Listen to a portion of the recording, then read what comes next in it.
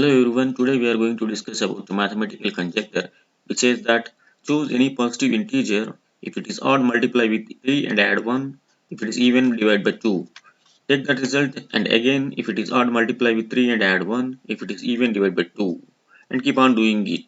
What is interesting is that it will eventually reach the number 1. What is more interesting is that at the end it will form a never-ending series with a continuous loop with numbers 4 to 1. Let's check we have reached the number 1. Since number 1 is odd number, multiply with 3 and add 1, it will become 4.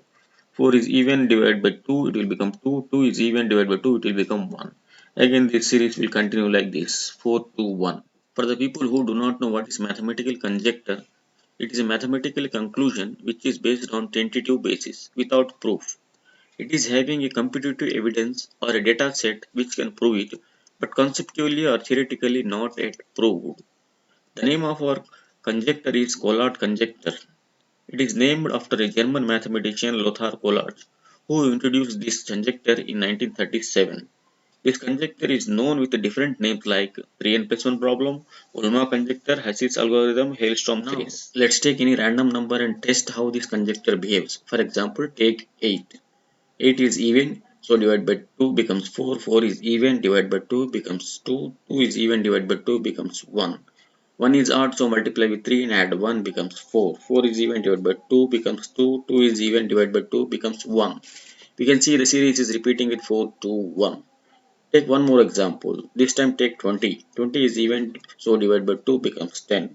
10 is even, divided by 2 becomes 5. 5 is odd, so multiply with 3 and add 1 becomes 16. 16 is even, divided by 2 becomes 8. 8 is even, divided by 2 becomes 4. 4 is even, divided by 2 becomes 2. 2 divided by 2 becomes 1. Here also, we can see the series is ending with 4 to 1 and the loop starts again. Similarly, if we take the number 13, the series will be like this. This is also ending with 4 to 1 and the loop starts again. So finally, all these three cases, our conjecture is behaving as expected.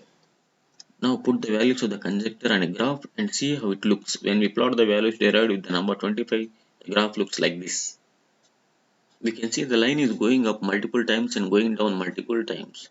Eventually, it is reaching 4 to 1 and the pattern continues. When we plot the values for the number 999 also, the graph is going up multiple times and going down multiple times. After reaching a peak of 11,392, it is going back to the same pattern of 4 to 1.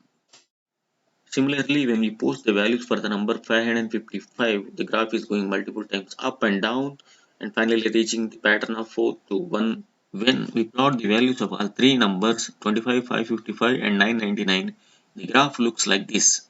In this graph, we cannot see any consistency or we cannot derive any equation by which we can prove this conjecture. Several mathematicians have worked on this. Till now, no one is able to prove this conjecture.